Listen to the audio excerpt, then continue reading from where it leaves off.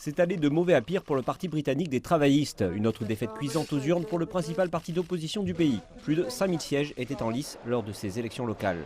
Gillian Wendy Mortimer, commonly known as Jill Mortimer, is duly elected. Congratulations. Et le profil le plus en vue à Hartlepool est revenu aux conservateurs pour la première fois depuis 1964. Je suis extrêmement fière d'être la première députée conservatrice de Hartlepool en 57 ans.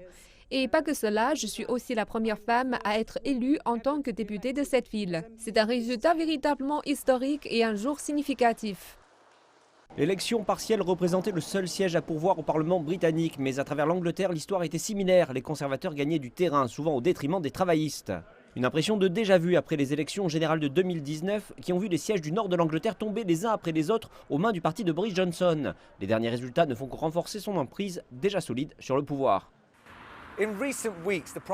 Ces dernières semaines, le Premier ministre a été confronté à une série d'accusations de corruption et de mauvaise conduite. Certains de ses comportements font l'objet d'une enquête.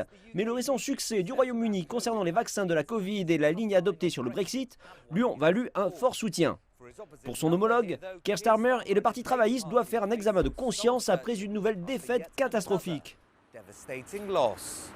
Il y a d'autres votes importants à surveiller, notamment celui du maire de Londres où le sortant Sadiq Khan devrait se maintenir au pouvoir. Et en Écosse et au Pays de Galles, les parlements sont élus qui ont le pouvoir de créer leurs propres lois sur des questions comme la santé et l'éducation.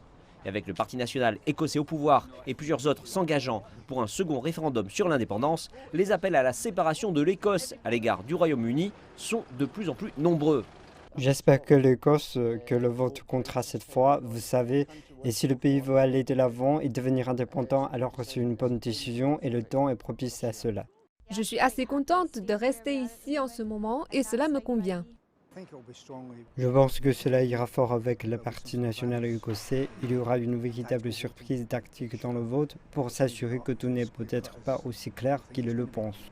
Le décompte des votes a débuté vendredi et les résultats en Angleterre, Écosse et au Pays de Galles devraient être connus durant le week-end. Il y aura beaucoup à digérer après le décompte, bien que certains signes suggèrent davantage de troubles pour les travaillistes, tandis que le record électoral de Boris Johnson le rend encore plus fort.